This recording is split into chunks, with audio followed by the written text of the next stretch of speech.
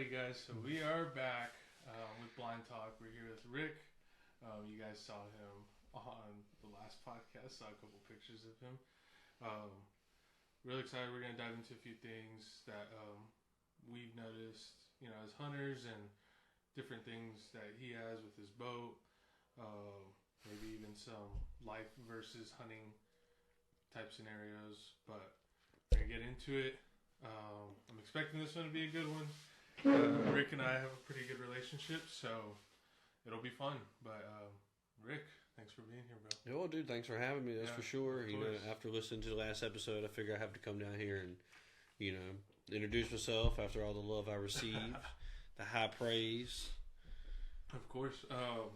So I think for anybody that comes on, I want to have them kind of introduce themselves and who they are, how they got into hunting. So have at it. All right. Well, I'm from Virginia originally, where I grew up in Virginia running dogs for deer and stuff like that, real popular.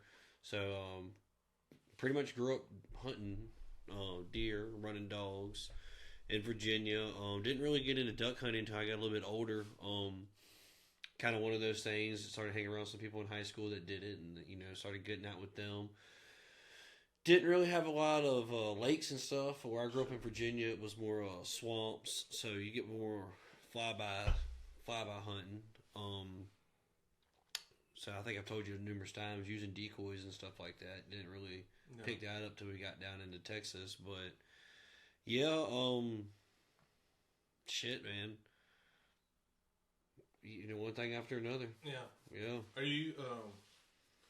I know I haven't seen you deer hunt a lot since we've known each other, but would you consider yourself more of just like a duck hunter now? Yeah, absolutely. Yeah.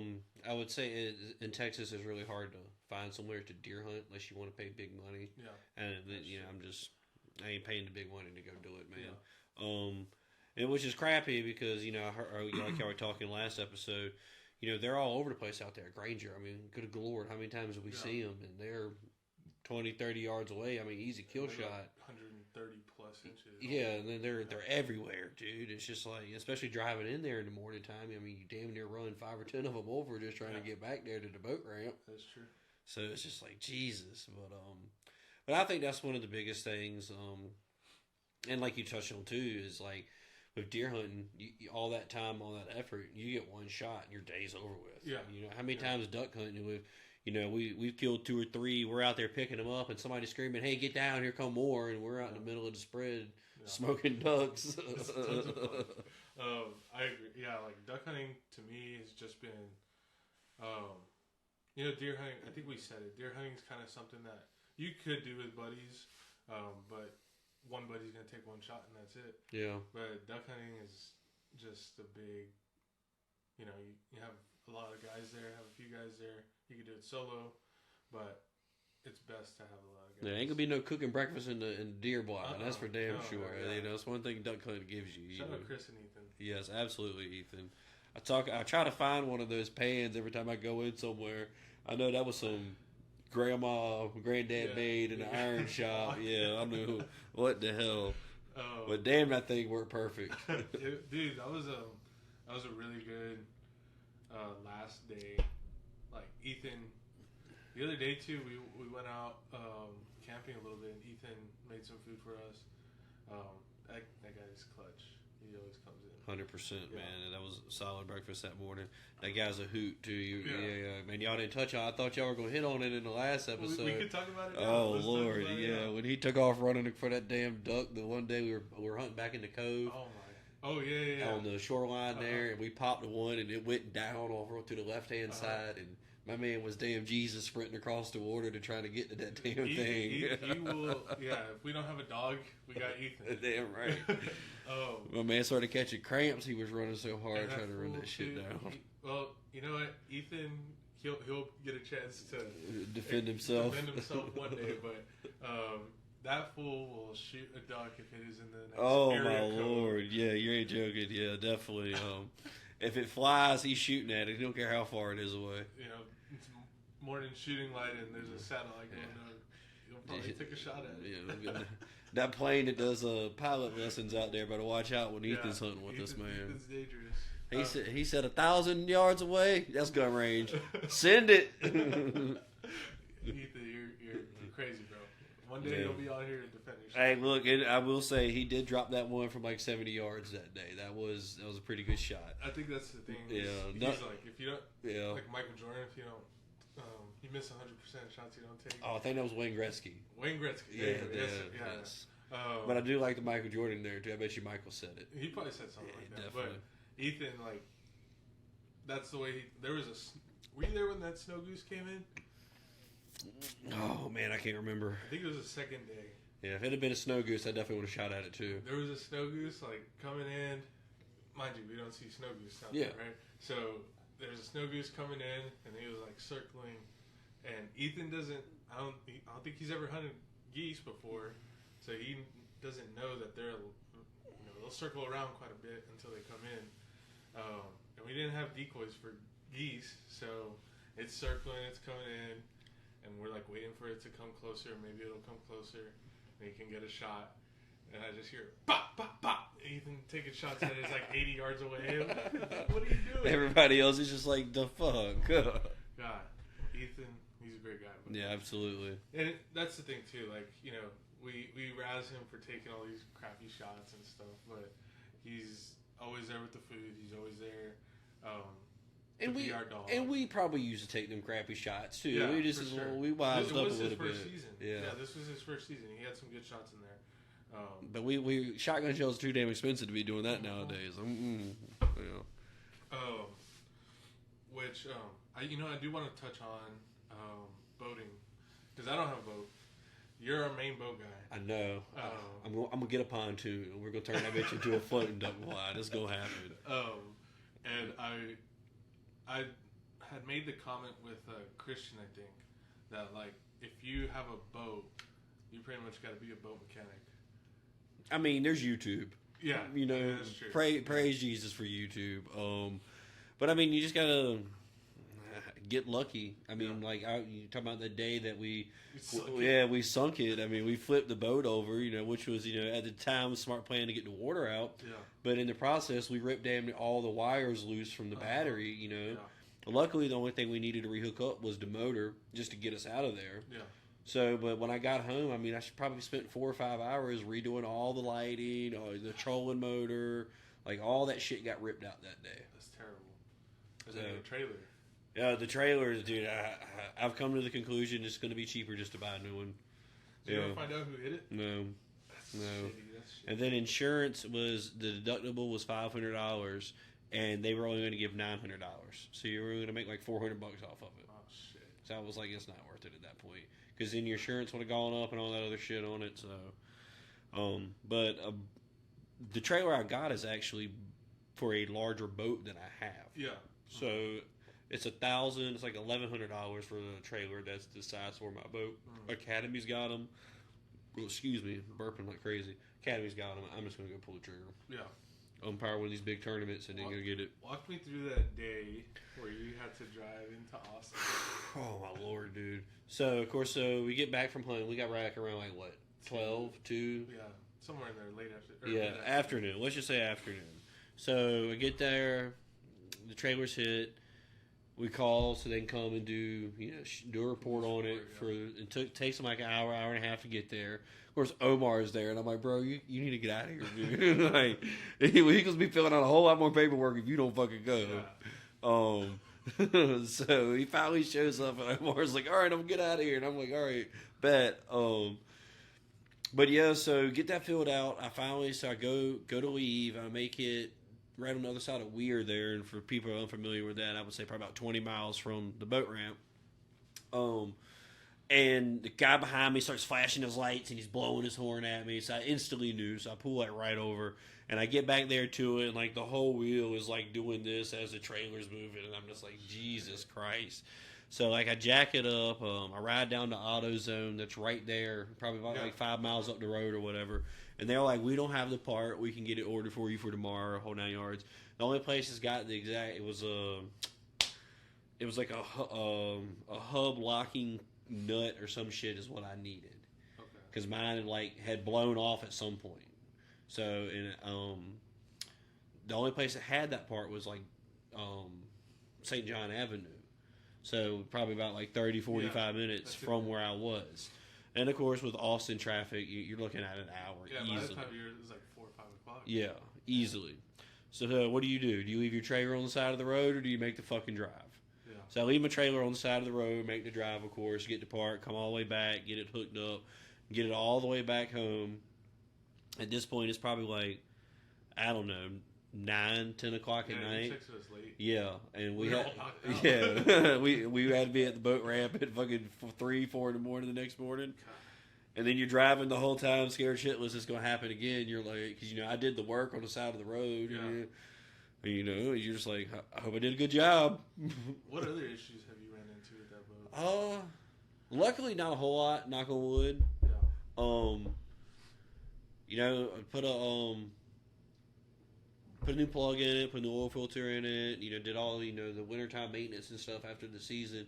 And I will say the few times we ran it out at Georgetown, she's ran a lot smoother. Oh, really? I think, it really needed a good oil change in it. I couldn't, before I bought it, God only knows, what kind of maintenance was done to it. Sure. So, I bought a few parts for it to try to upgrade it a little bit to help it out. But other than that, it seems to be running fine. Really looking at the pontoon boat though. She's told me I could do it. So that'd be cool. Yeah, and I'm already we're gonna have to build some drop down gates on the side of it, and have brush and stuff set up, and that way you can pull those up when you're gone, and then when you're there, you just drop them down to cover the sides. Because that's what I'm worried about is that big ass aluminum side, and you got to somehow try to figure out how to blend that into the water. Yeah. So we got to get some kind of drop down, build it out of PVC pipe, and then tie off to it, and then drop that down over the side and make it look like it's growing out of the water. Yeah. And then that should help us a little bit, and then we just go crazy on the sides. You know what I do want to talk to you about? That goddamn Christmas tree. That thing didn't work for shit. Hey, but you know what? I know a great spot to go catch some crappie out that motherfucker. Oh, I bet you fishing wasn't too bad around that Christmas tree. Yeah. But you don't know if it didn't work or not. We don't know. We don't know. I don't know. It's been there. It was there all season, and so we drive. Was it there before you shot your limit? It was out of the water. You drug it out of the water when you shot your limit there? No, we didn't drug it out of the water the day we took it out there, and then whenever we got there for the limit, it was already on the shore bank. Yeah. So it worked better in natural cover than in the water. Yeah. I guess so. So it did work, is what you're saying. It worked to some extent. It brought that Christmas magic to that spot. Yeah. Just a few days later. I guess we could talk with that. We should talk about some different strategies that we've noticed. I think public hunting, you kind of have to be a little bit more creative, for sure. 100%. As much natural cover as you can possibly get. We get out there super early, 3 a.m. and then we'll just go cut down a bunch of reeds and stuff.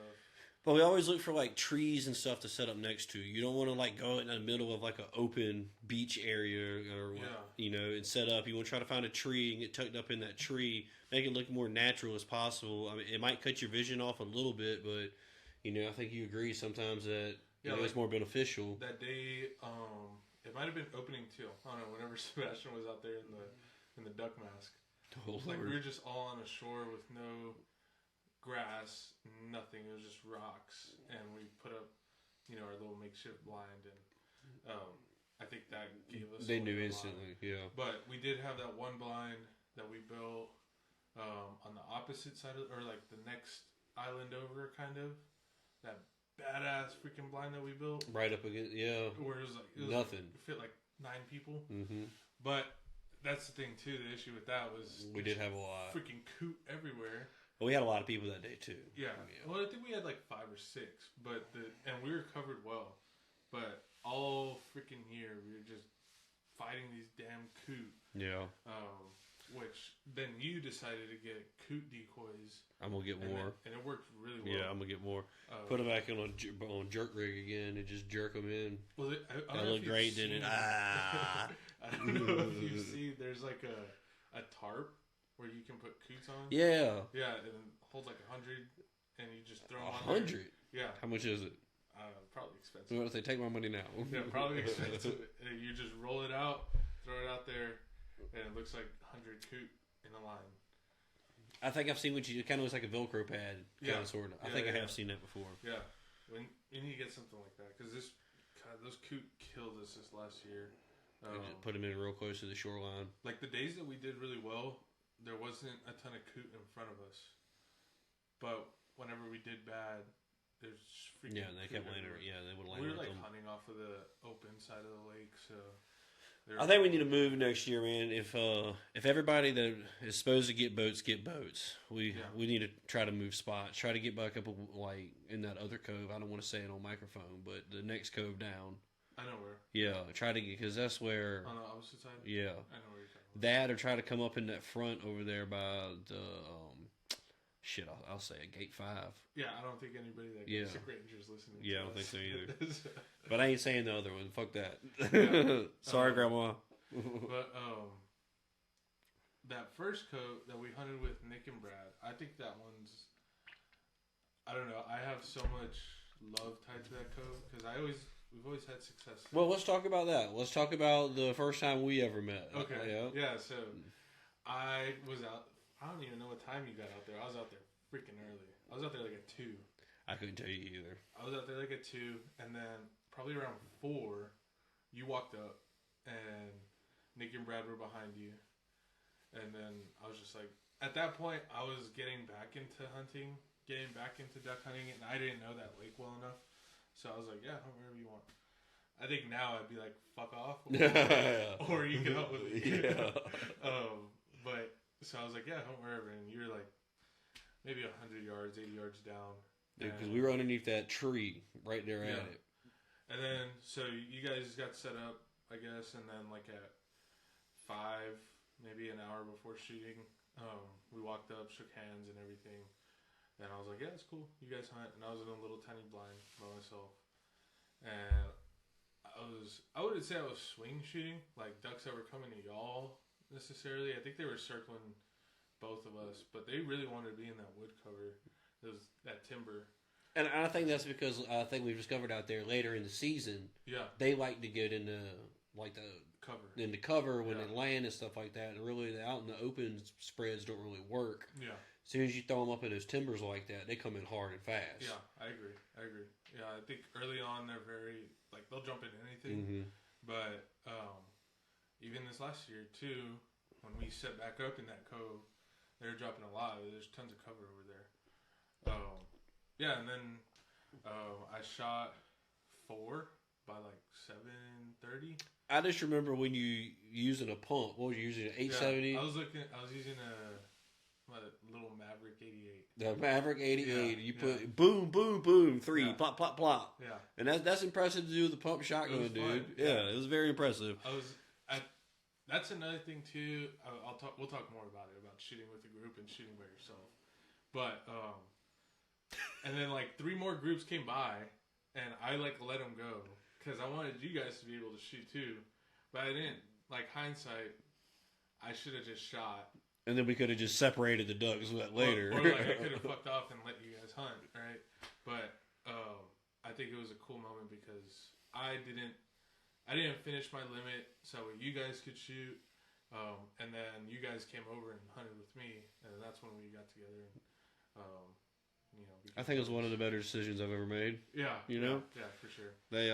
But yeah, that was a crazy day because we weren't getting shit. They were all coming back and landing on you, and I think that's when, kind of the light bulb went off that later in the season, because at that point, I would say it was like early January ish. It was like. So we still had about 3 or 4 weeks to go, 6, 10, somewhere in there. Because I went back out there and I built that little table in the water, that way it could hold all of our shit. And and that's the only time to this day that I've ever killed multiple ducks on an evening hunt out there. Yeah. Like I've never done that other than that one time, and I've done, I would say at least a dozen evening hunts since that time. Yeah, I want to get out there more for evening hunts this year.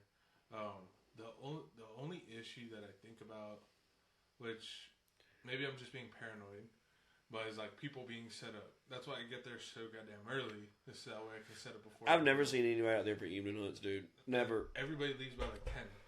You know, I think it's just me being. And I think if we do evening hunts up there, we need to go in over there on like Wilson Fox and make a left.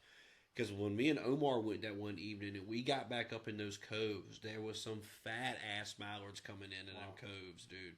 And mallards, I mean, you don't really see them in the morning time out there. Yeah, no. I mean, you don't even see them out there in general.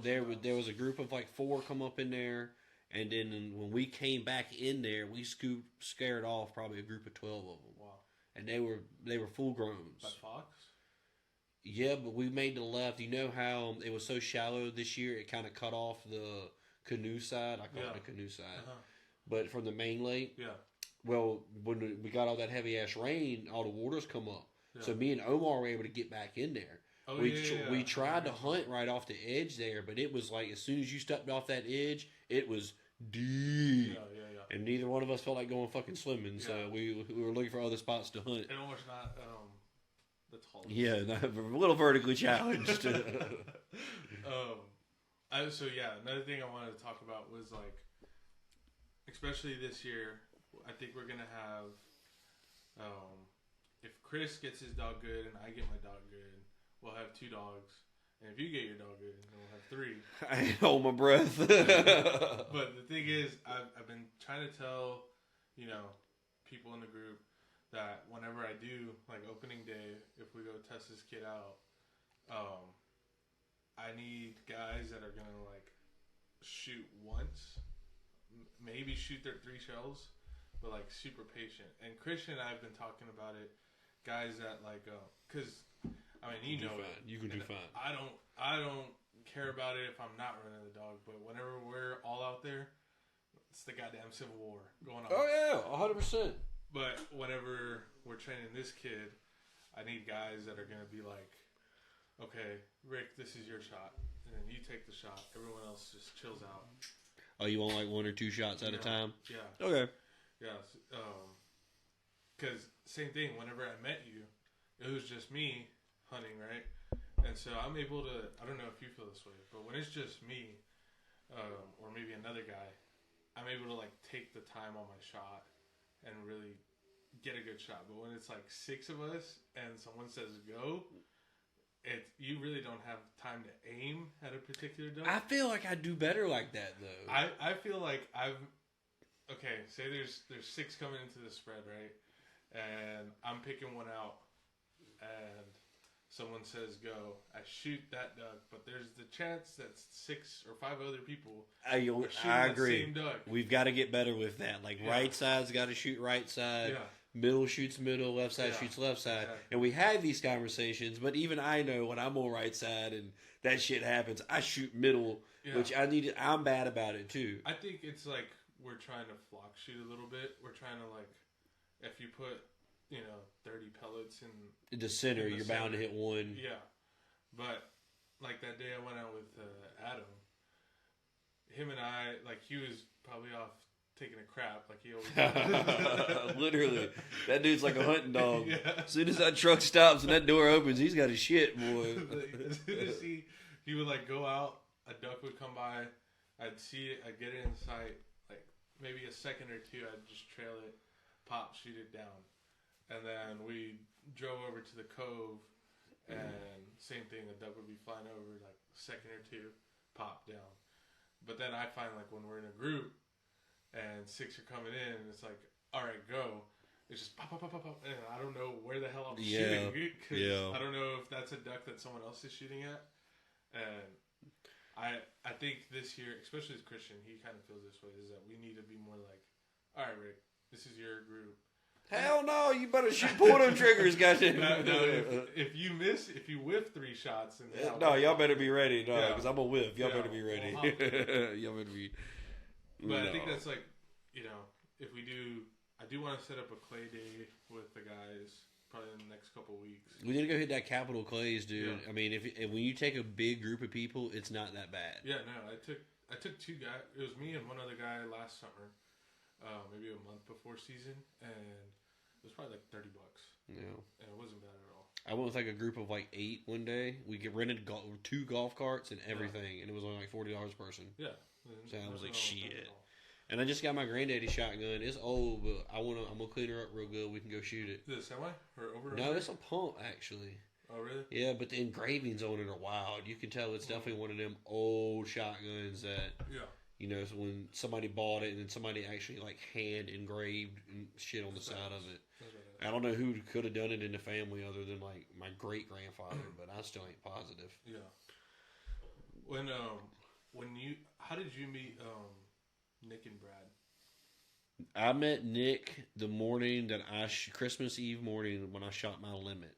Oh, so they were out not too long before you met Correct, them. yeah. Oh, okay. They were out there. They were hunting that far back pocket. We shot that 5-man on closing day last year. Yeah. And then once I packed all my shit up and left, they were like, "Do you mind if we go hunt in your spot?" And I was like, "I don't give a shit. Go for it." You were on the bucket? Yeah, I was on the tree bucket. Or bucket tree, what are you going to say? Yeah. I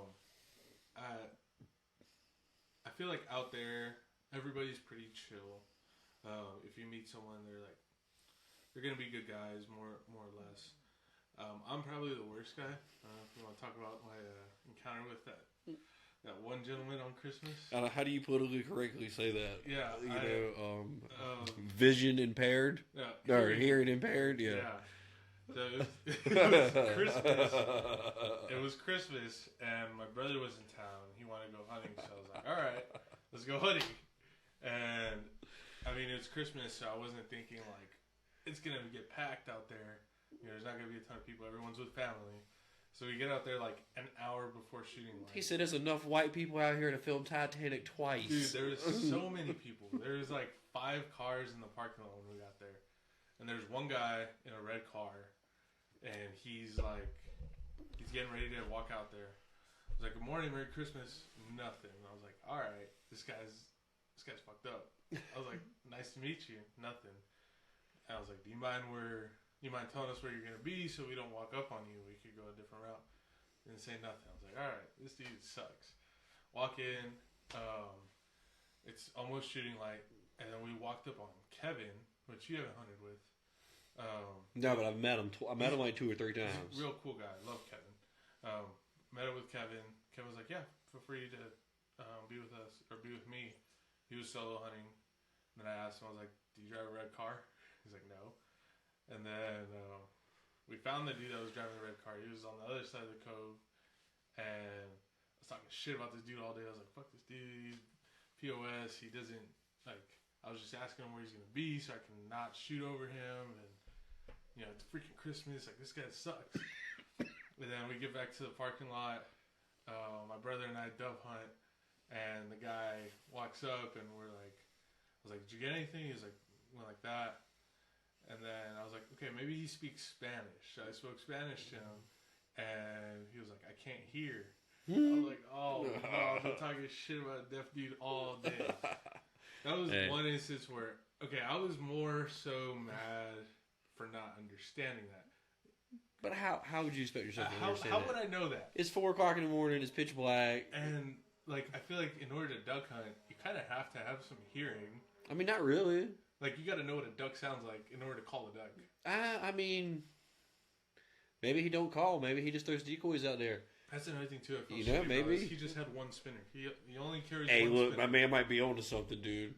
Maybe. He might be onto something. He's sitting here laughing at us. I wanted to get his number after the fact, because I've seen him out there a couple times. But I wanted to get his number to be like, "Hey, you can hunt with us." So that way he has more decoys. How would he hear my fantastic jokes? Exactly. But apparently he goes out there.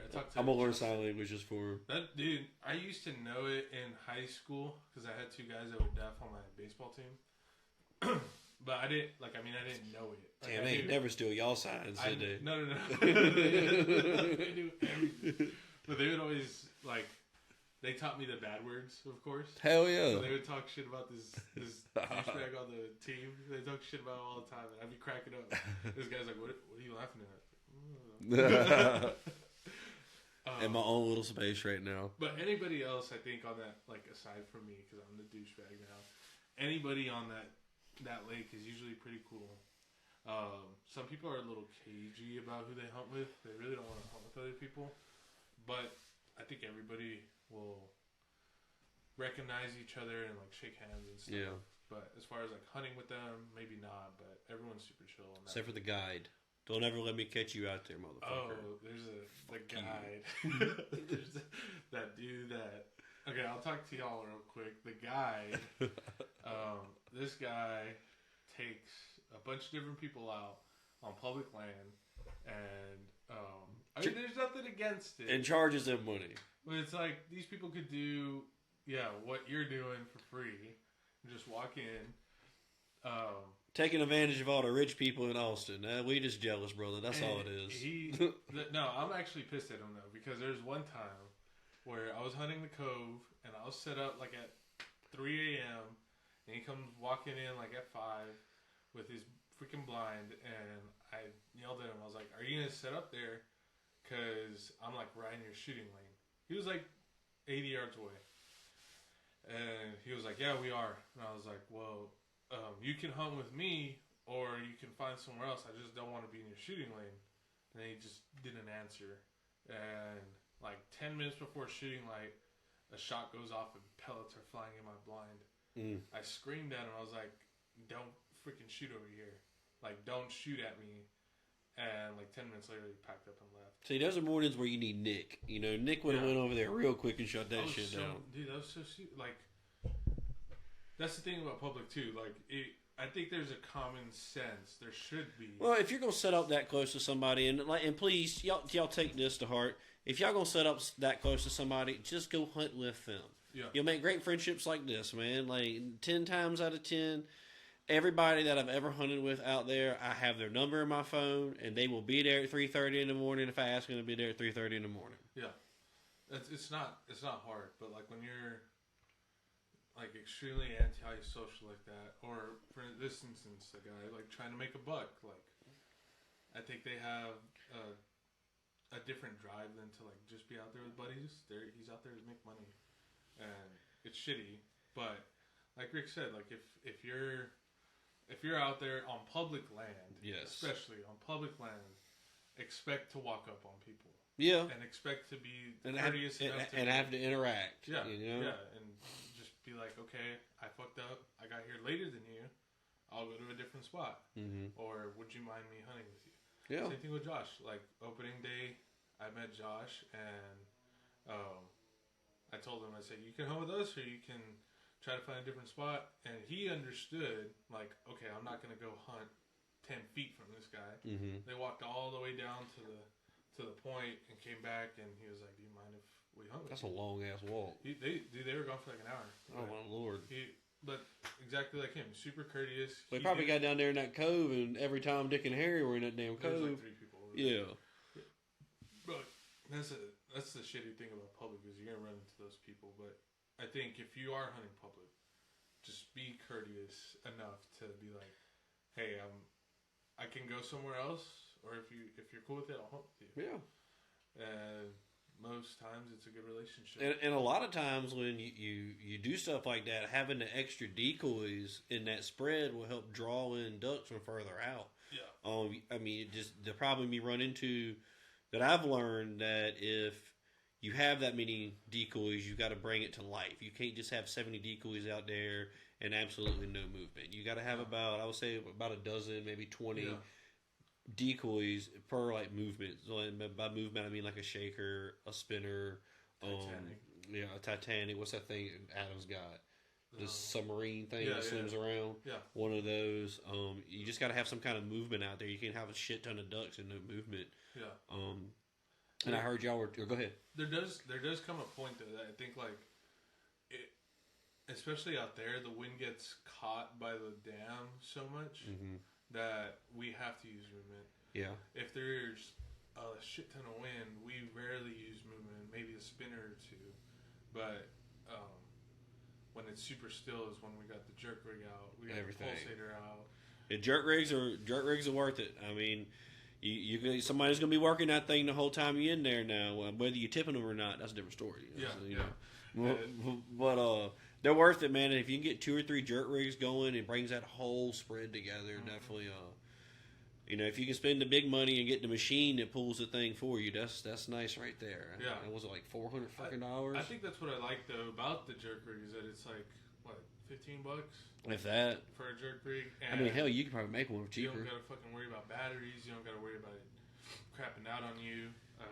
Because that guy Jarrett that I hunted with that one morning, he's got a homemade one, and it's like I almost say that shit's like 200 yards long. Oh, that it pulls it back? No, I mean his is hand crank, but you can put like 10 decoys on it. Oh, so he like stretches that thing because he runs a J hook too, which we'll talk about that in a second. Yeah. But he runs a big J, and he runs that thing right up the middle of the J, and he puts decoys on each side, and he pulls it. But he's got that long ass J because I will say he probably throws out about 40, 50 decoys when he throws it out. But back to the spreads, that's another great question. Like, what kind of spread do you run? Yeah, we've definitely tried everything out. One thing that I'll credit RJ to, which is not a guy that we typically hunt with, but he's a cool guy. Later in the season, to match the decoys up.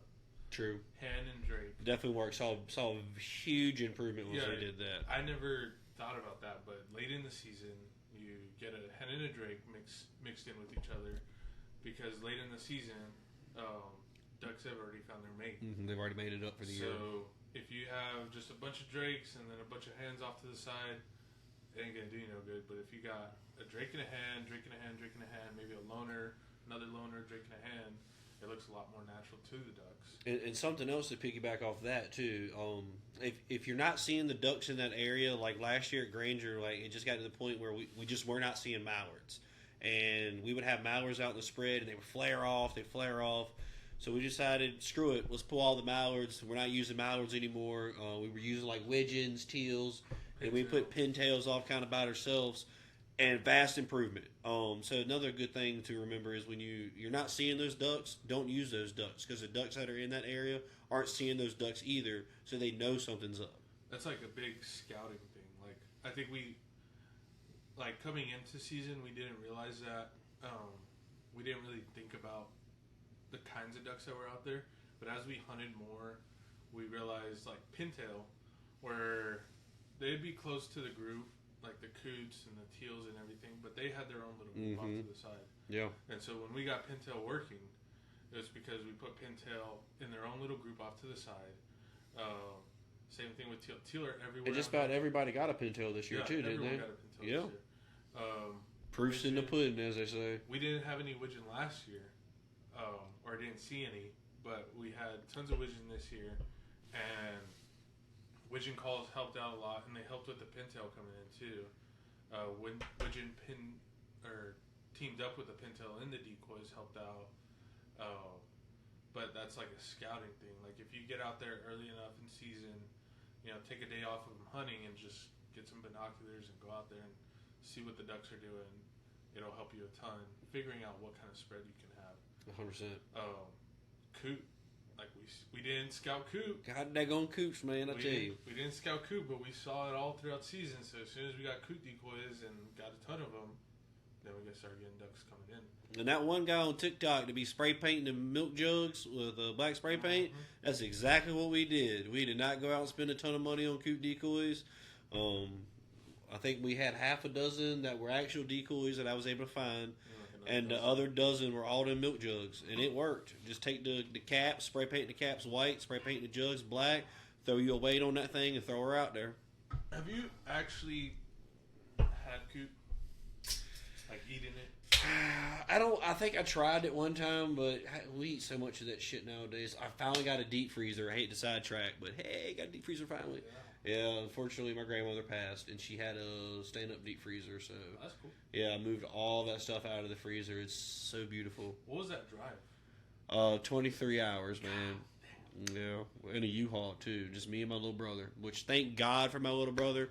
Cameron, if you watch this at some point, could not have done it without you, dude. You drove the most critical points of it because I was exhausted. God, but the coot. I mean, they screwed us over big time. Make great dog food, though. Yeah. Make great dog food. I know your dogs yeah, they love that shit, man. But, like, again, back to scouting. Like, you're going to... If if you don't do it during season or during the off season, it's kind of hard in Texas because they're not here. Yeah, it's hot. It's hot. Through season, it's hot. Yeah. Shit, last year, the pitchers were all in short sleeve shirts at the boat dock.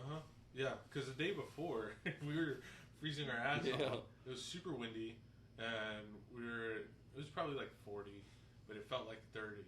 We were freezing. So then we come back the next day, all bundled up. Everyone's good to go, and it's hot as hell. Yeah, dude, never fails, dude. Never fails. Texas hunting is just like, I think it's its own world in a sense of temperature is just so unpredictable here. I remember last year during early teal season, at the end of the hunt, I would put on my little huck boots and gym shorts and go pick up decoys, like shirtless, just sweating my ass off, dude. Did not care no more. And like breathables and neoprene, like it's so hard to have because you need to. Yeah. You need to. I need to go get some lightweight fishing waders badly. I need to get some breathables because I had breathables, but they tear a bunch, and they were good for the hot season, for teal season. But then I decided to get neoprenes, and those are just way too hot. Mm-hmm. So whenever we do go out for teal season, you got to get breathables. Or I'm thinking about doing the same thing you're doing, just getting some swimming trunks and some knee highs. Yeah, or that, or just get like some nice water shoes to run around in. Yeah. So I think, you got to worry about hitting stumps out there. That's about People it. go swimming at that lake. So but I've also seen cows shit in that lake. That so is true. That's true. I've seen a video. I think I saw it. I don't know if it was on your Instagram or your TikTok, where you like stripped down and went swimming. That was the first duck I ever killed out there. All right, so I'll tell you about that real quick. So we're out there. We went out of Gate 5. We hiked in. It's probably about 3/4 of a mile hike in. Buddy Reed, I don't think you've ever met Reed, but he's the Marine. Heard about him. Yeah, that hunts with Adam a lot. So we're back there, and it's raining its fucking dick off, dude. And we've got the tarp set up, and Jessica's with us. And so we got the tarp set up. It's the three of us underneath of it. There's a fallen log right in front of us, and this duck comes up out of nowhere from the left. Here he comes. I was pull. Boom, boom, boom, boom, boom. We done hunted out there probably about 4 or 5 times. So I've seen a lot, but haven't really been able to get anything. So finally, it goes down. And it's like 15, 20 yards. You know, you've seen this 1,000 times. Run out there and get it real quick. Well, the wind's blowing. It's raining. So it starts blowing out.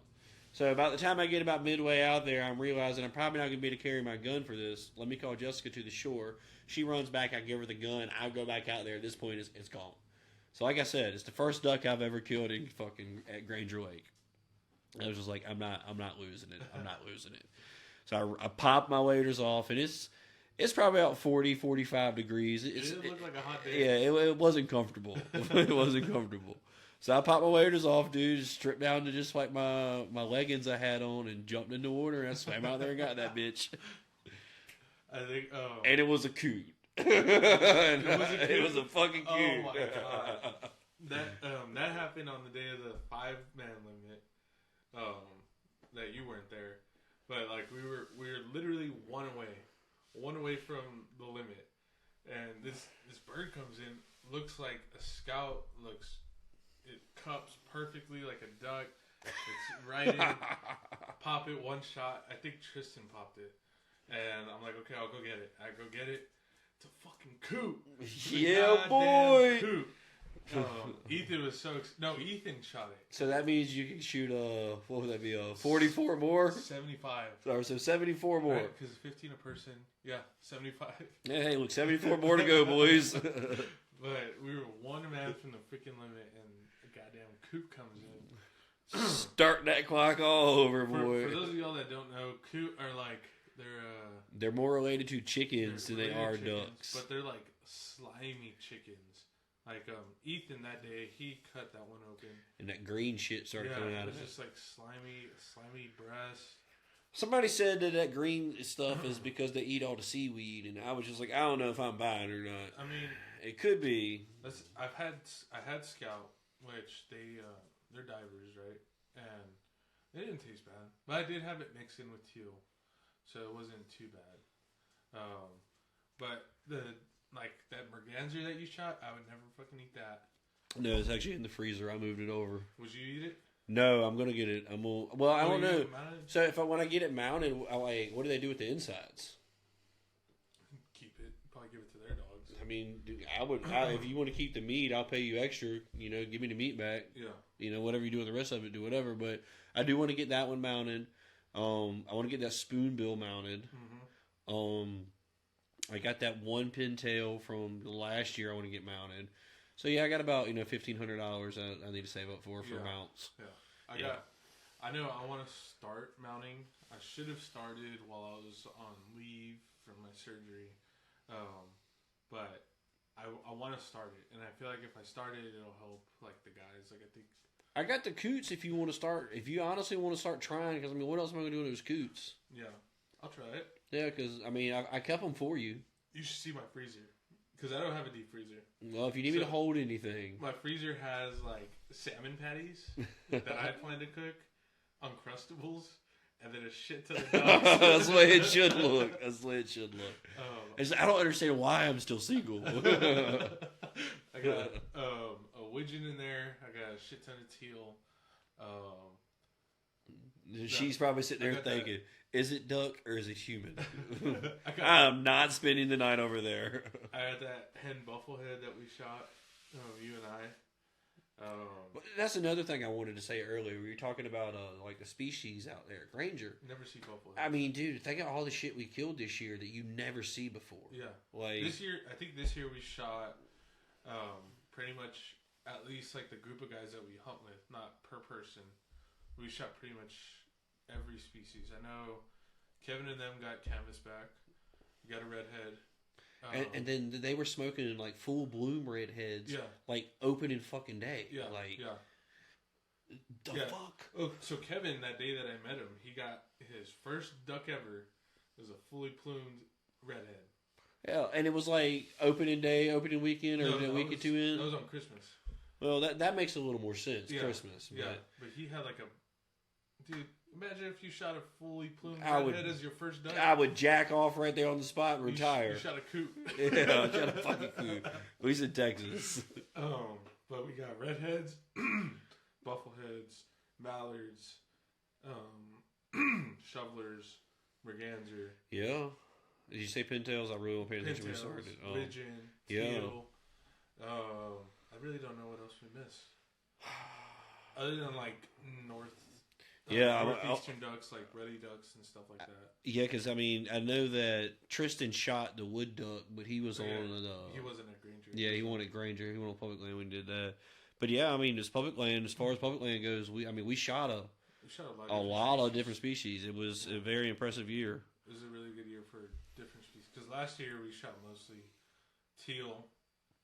I will say it was a lot slower this year, but I think the droughts and the lack of water in the lake was a huge factor to that. Our lake was Granger was probably down about 6-10 feet. Yeah, easily. I mean, it was like from the day that we got the 4-man the year prior, where the water was at our ankles. That was like 100 yards away. Yeah, that shoreline was like 100 yards away. Yeah. Easily. So once we actually got some rain in that lake, it picked up. But at that point, we had like 2 weeks left. So Justin said that they opened up the dam, like on the other sand, on the San Gabriel. Probably because they finally got all the rain. Yeah, so they opened it up, and that's whenever it picked up. Because it was like from one day to... We did get a lot of rain, but not enough rain to do that. And so that they opened it, and then the water came up. Because I was with Adam, that day that I hunted with Adam.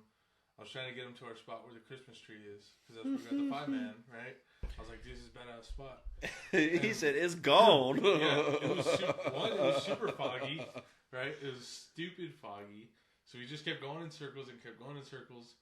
And then we get to the spot. I'm like, it should be right here. But it's because the water was freaking 30 feet beyond shore where it usually is. It's probably like 10, 15 foot deep then. No, it was super deep. Yeah. Because you know where you park the boat there? Yeah. That channel was right there too. That was waist deep. You're lucky you didn't hit that channel. The cool thing though is that whole part that you park the boat at was waist deep all the way through. So like if you shot a duck and it happened to get out there, you can go get it. Yeah, you could. I would have hunted that. Yeah. That probably would have been prime hunting spot. It was really nice, and behind the trees there too was really nice because that's where all the like just the regular grass was growing. But at that point it was like ankle deep. So if you could find a spot to hide and build a little blind, that would have been good too. I think the ducks there are just so used to the actual lake that they wouldn't hunt behind where the marsh was starting. Because they were liking that little spot. You know, they were dropping down back in there a lot all season long, especially when we hunted that other side on that tree line. Yeah. They would come past us, circle out, and drop right back down in there. Where Jared was hunting was pretty good too, which I think that's where you want to try next year. No, I want to go to the other side, completely other side. Oh, okay. Yeah. I know where. Yeah, I want to go completely other side, somewhere in there. If that whole pontoon situation works out, I would like to get in and go left and go down and you know where those reeds are, and you get right in the middle of them fucking reeds, especially if we get the dogs trained. Yeah. Because if you pop one, the dogs can just go get it. Yeah. I mean, worst come to worst, I mean, I don't plan on getting rid of the John boat, and the trolling motor works on that damn thing. You know, just drag that behind the boat to get out there, or you know, out. It'd be so, dude, to have a pontoon boat out there, it'd be hilarious. You know, especially because, dude, you know we're going to pimp it out. Yeah. You know, we're going to have a grill. We're going to be watching college football. It ain't going to be no just a pontoon boat with a tent on it. Did you see that houseboat that Omar sent? Yeah. I had seen that one. I was going to send it. I totally forgot. And then he found it. But the problem with that is with those windows. It's like a freaking yacht. You're not going to be able to like pop up with it. That's the thing. Like you're gonna need like open space, so you're gonna have to build like a deck. I wouldn't say a deck. I think you're just gonna have to build like 4 or 5 foot walls. You're gonna have to build walls at least like this tall. Yeah. That way you're just literally standing behind it, and then I mean maybe put a ceiling on it, but you're gonna have to go like you're gonna give yourself space. Yeah. I mean, I don't want to put a ceiling on. No. I think it was like I don't remember. I think it was like $10,000 for it. It wasn't bad. No, I think it was over 100. Maybe I'm missing a zero in there. But I know this year, especially if Tristan gets the boat, we're gonna try to find the time to go check out some different places around Texas. I know Christian wants to do something like up in Dallas area. I know Ray Robb gets a lot of hate. Have you ever been out there? I've never been out there, but in all the Facebook groups that I'm in, there's tons of memes about Ray Robb. So you want to go? So you want to go hunt somewhere you know there aren't ducks? Yeah. Okay. Like north of Dallas. I think there's a bunch of memes because it's packed. Okay. So I really want to try to find different places that. Well, what's going on the coast? Well, you need to do that El Campo trip with us, dude. I'm gonna do it this year. All right. I didn't do it this last year because of my knee. Did he say anything to you about doing the one for early teal? Like we're talking about doing like opening weekend down there in El Campo. Mm-hmm. Yeah. I'll say something to him, see if there's any spots still available. Yeah, I'll definitely do that. I want, if you do, ask the guy if I can bring him. He's gonna say no. But not to run him. I just want him to watch another dog run. I just want him to see like, oh, okay, this dog is doing what dogs are supposed to do. You know what I mean? Like he's really good on steadiness. Okay. If I tell him to stay, he'll stay. I think we just need to find somebody locally that'll let you do that. I know I have a buddy down south that has a dog. We got to figure out who owns that private fucking land over by Granger. There's people that always be shooting to the. You're right. Like who is shooting over here? Let me get their phone number. And we had those guys too that were shooting on the right next to the park that we didn't think was legal. Hey, it's legal. Hey, look, all about it, homie. Like, honest to God, we should build our blind there because nobody goes over there. That's true. The only issue with that spot is there's tons of coot that go right there too. Hey, I'll shoot them bitches too. I want to touch on your experience with your work relationship, because I think like a lot of public land hunters are gonna, like, if you're hunting private, it's probably because you got a place to hunt, you know a buddy, or you own that place, or you pay for it. Yeah. Right. But if you're hunting public, it's because you're blue collar, Broke as fuck. Yeah, Why don't you broke just as fuck. why don't you just say what you mean to say? And so there's that weird relationship with work, hunting, and then even like relationships. I'd work definitely be getting in the way of hunting. Right. Definitely. Like, y'all keep that shit. I'm trying to go hunting. But at the end of the day, you gotta have insurance. Yeah. Shotgun goes off, you shoot off your ear. What are you gonna do? Yeah, exactly. You know? So, I mean, I know this last year, you were in between jobs a little bit. And that first job you had kind of sucked. Cause Dude, it definitely did. Your days off were during the week. It was Tuesday, Wednesday, which was nice because when you ran out to the lake, won't nobody out there. You had the whole lake to yourself. Yeah. But the downside to it was, like you said, and what I like most about duck hunting is definitely the camaraderie that you build when you're in the blind, you're hanging out with everybody. And when you go out there during the weekdays and it's just you don't really get that. And you're more amped to call it early when you're by yourself like that. Yeah. You get out there, you've been out there for like an hour and a half. You ain't seen a fucking thing. You ain't heard nobody shoot because ain't nobody out on the lake. Ain't nobody running boats. No fishermen. So you kind of get, bummed and you're like, screw this, I'm going home. Yeah. Where when you're out there with people, I mean, you'll sit there and talk for 3 or 4 hours and you ain't seen shit, just chilling, look at this, look at that, what about this? And if we could take these microphones into the blinds with us, the shit y'all would hear. And that's another reason I would get a pontoon boat, because we could do something like that. Yeah, we could, yeah. Just like hook them up all around and just stand there in the middle and bull jive. Yeah. But, so that work relationship, dude, it's just like, because I am off every Sunday, and then flips between Saturdays and like Thursdays. But it's so hard to, especially paying bills, right? Yeah. Because we're broke. We don't make a ton of money. We make good money, not a ton of money. Exactly. So duck hunting is very like I don't want to say it's expensive. It's expensive off the bat. It's a very bougie. Yeah, and if you hobby to have. If you want like it's a good word for it. Deer hunting, right? If you're a bow hunter, you get a badass bow. Hey, bow hunting is not cheap. Another analogy. Pick another one. Okay. You get a badass rifle. All right. And you sight it in. You get camoed out. Maybe a tree blind, ground blind, and you're good to go. Duck hunting. These they're always getting smeared up. They're always breaking. I know how to do new ones now. You want to get more spinners. You want to get more motion. And now they got that one to be kicking. Yeah. You know what I mean? Yeah, God damn it, son. $179.99. I think duck hunting is... We're definitely not in our... what's the word? Like our bracket, our financial bracket. Oh, yeah, no. I think duck hunting is very much a rich person thing to do, a bougie thing to do. Yes. Because of all of what I just talked about. Now, if you're retired, right, you're dedicating a lot more time and money into duck hunting. That's all I'm going to do if I ever get retired. Fact of the matter, too, is when you're shooting a duck, you get shit for meat. You don't get the meat that you get off a deer, off an elk, off a hog. You get a little tiny breasts about that big. If you're lucky.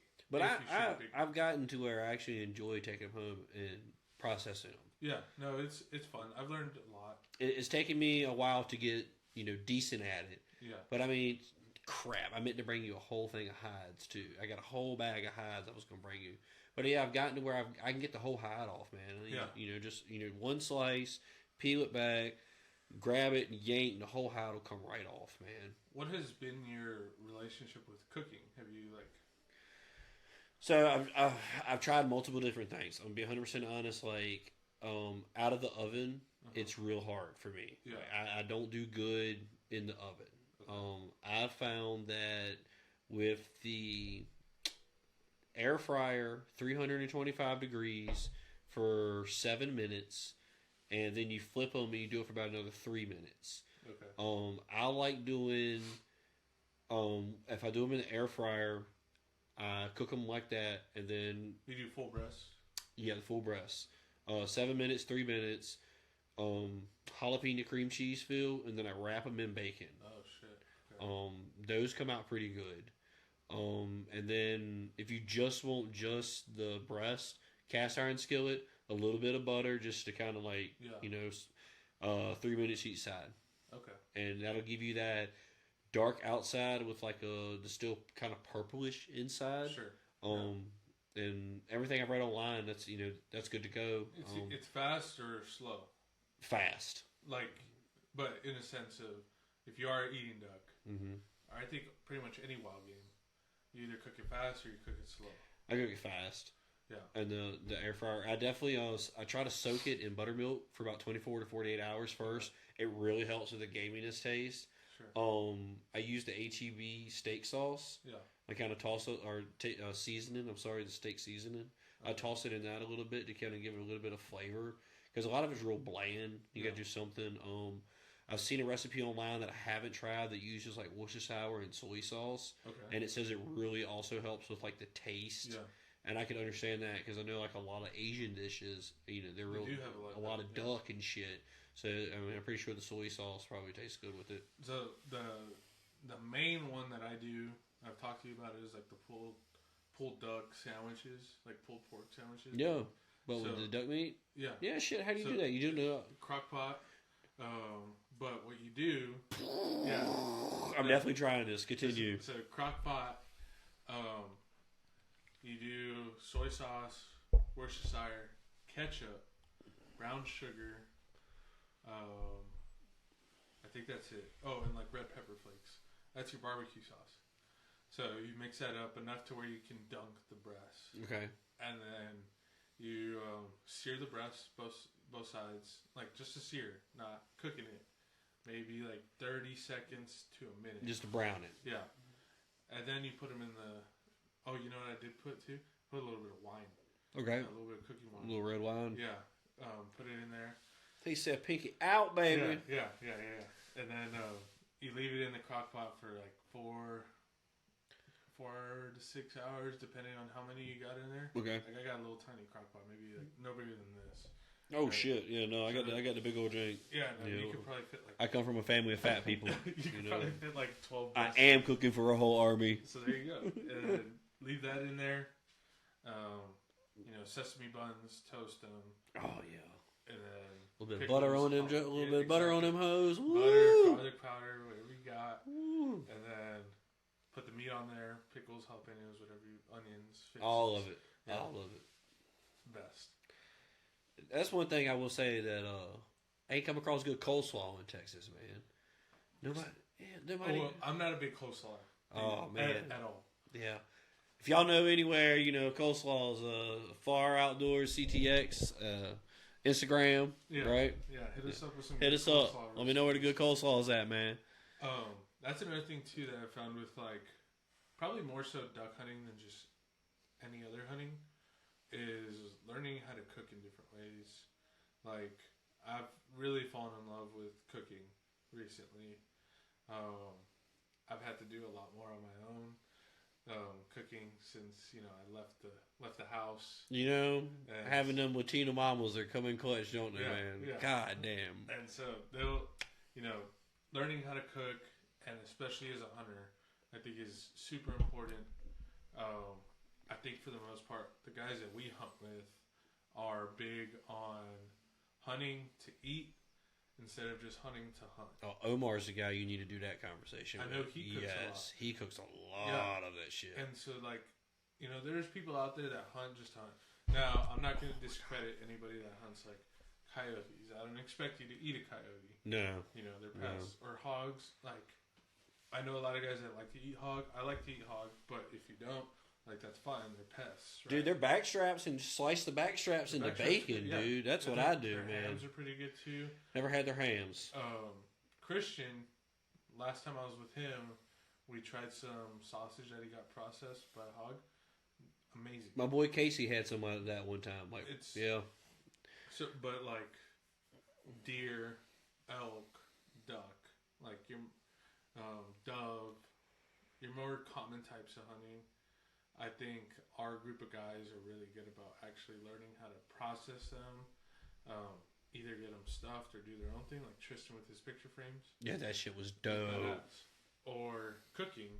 And I think, like, as a hunter, you're almost, I don't want to say obligated, maybe obligated to, like, learn how to cook wild game in a correct manner. The ones that want to do it the right way are. Yeah. You know, there's bad apples everywhere. But yeah, for sure. I would say everybody in our group, we definitely, we don't let anything go to waste. Yeah. No. I mean, even with, like, the ducks that I use and you use too, like, I'm clipping the wings off. I'm keeping the wings for training the dogs. I'm keeping the hides for training dogs. Yeah.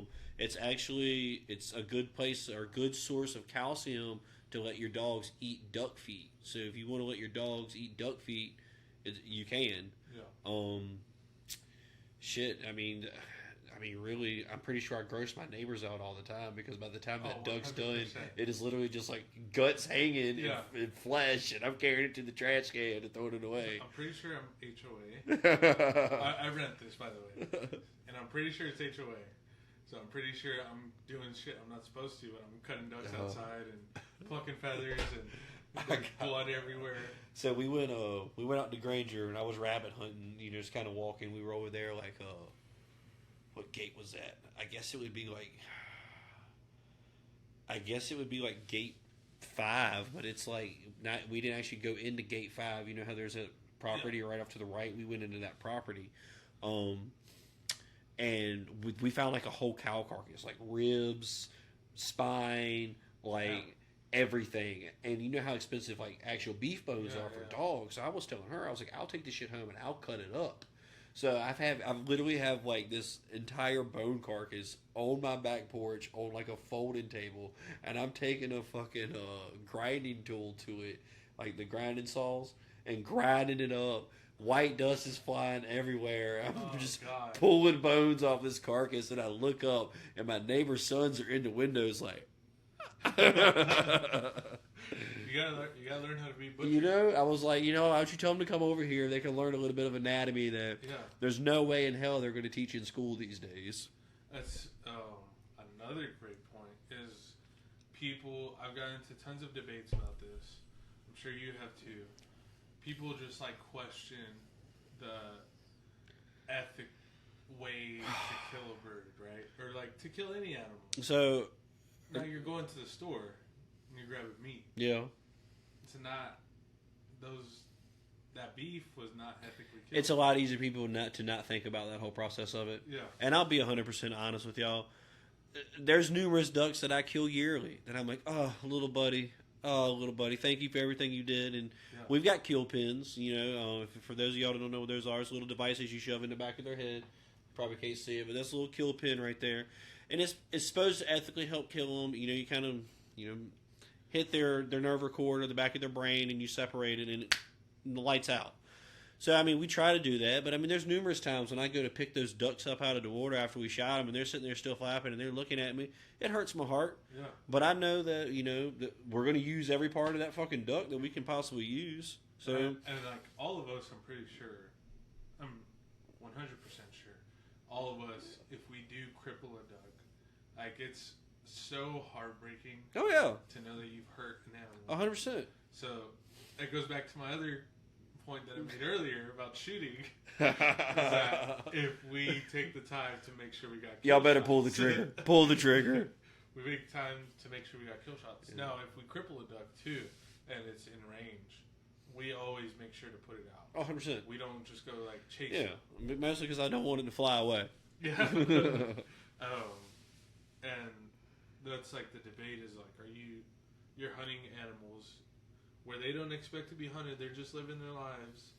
But I guarantee you that we know way more than anybody will ever know about ducks, that they'll ever know about deer, 100%. hogs.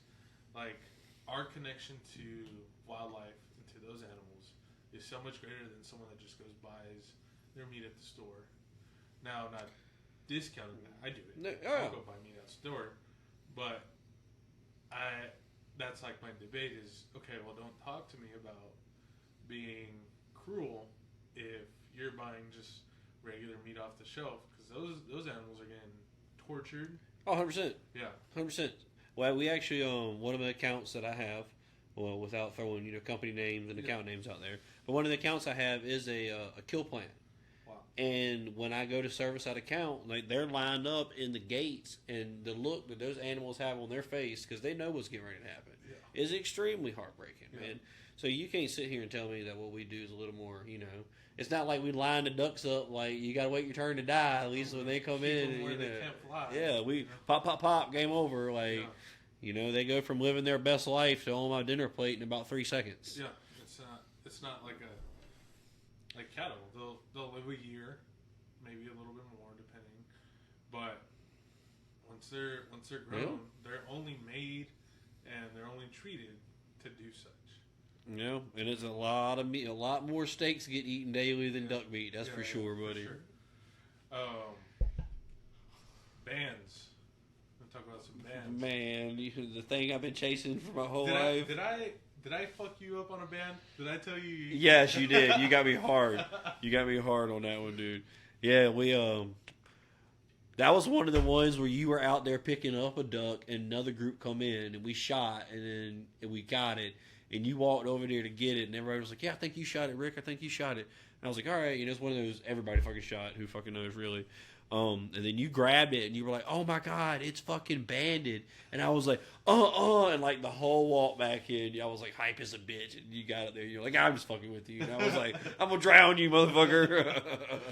That's leave your ass on this fucking island. That's a goal. It's a bucket list right there. That's for sure, man. I think in Texas too, because I'm pretty sure most of them get banded up north. Yeah. And teal aren't usually banded. And by the time they get down to us, they done been shot at 3,000 fucking times, man. And I mean, like I said, I don't think teal get banded too often. And that's pretty much like all we shoot is teal at that lake. I think a lot of Canadian geese are the ones that get banded just because they're probably easier to capture. They get like bands and collars and stuff. They get all kinds of crap. Freaking once again, one of the accounts we service, they have a tarp gun. It's like an AR that's converted with like a grenade launcher that shoots the. Oh yeah. And that's what they use to capture the geese when they're like on the golf course and they're like on the green and won't leave the green. Yeah. They shoot that shit and they fucking bag them up and they carry them off and let them loose somewhere else. Wow. Because I asked the dude, I was like, "Man, why you got a tear gas gun?" And he was like, "That's not a tear gas gun. It's whatever." What do you call those things, man? Like a net gun? Yeah. Yeah. Like a net gun, yeah. Wow. Well, but now I want one. Could you imagine like a flock comes by and we just boom, got 8 of them in one pool? Did you ever see that one video? I don't know if I sent it in the group chat. There's a band that somebody put on a duck. And it was like, "You killed my pet." Oh Lord. We gotta ban some ducks. That's another thing too. Ban some coots. Biologists. I know biologists are like usually hunters, or a lot of hunters are biologists. Really? I wish I had done biology because, to a certain extent, I don't want to give us too much credit here. We are kind of like biologists. We understand ducks and how they fly, the routes that they fly, how they mate, how different parts of their body. Now, if I could go back 10 years, right, to high school, I would have loved to have been a biologist now. There's so many different girls' buttholes I would have licked. Oh my god. But like, my career route would have been totally different. Yeah. You know what I mean? I think we're better weathermen than we are biologists. That is true. We can predict the fuck out some weather. They need to fire old John Jim Cash or whatever his name is. The weather Ranger needs to get fired. Yeah, we got this. Call me, I'll let you know. It's probably someone's grandpa. Hey, look, that dude's trash, man. Trash. Talk about it's gonna be 46 today, cold, wind out of the northwest. 70, sunny, no wind. Well, I definitely want to have you back on. We got to get more guys in here. I know, like Omar, I would love to have a cooking special with him. Maybe even we freaking cook right here. Yeah, maybe. Badass. I want to talk more about dogs in a future episode. And we're gonna get Justin on here, which is gonna be super fun. Dude, I'm gonna make sure I'm out of state when that happens. um, I did get my boat fixed for you, brother. We got my numbers on there, nice and pretty. So I do want to have you on in the future, but I mean, it's been fun. I think you and I we could talk forever. Yeah, we could keep going. I mean, I don't have anywhere to be. Same with Tristan, Christian. I know we could talk forever. Now there is some topics that I know that we want to talk about, but we'll save it for another time. Yeah, definitely. I'll come back down here. We'll do this again. It's been real fun, dude. Yeah, dude. I appreciate you coming on. Absolutely. Well, guys, we're gonna cut it short there, but we really appreciate you listening in, watching. We'll get this set up a little bit more fixed up. I know we just have the one camera. We'll get 3 at some point whenever the checks come in. That's right. As soon as you guys start sharing and your family members are watching, we start getting some revenue in, then we can start upgrading this place a little bit. I want to be sponsored by Fleshlight. Oh my god, we do want to get sponsors. Fleshlight. I do want to talk about Higdon. Okay, we'll forget about that. Fleshlight. They're different kinds of sponsors. Hell yeah, man! Uncle Si, me and him get along great. I love Sweet Tea too, Si.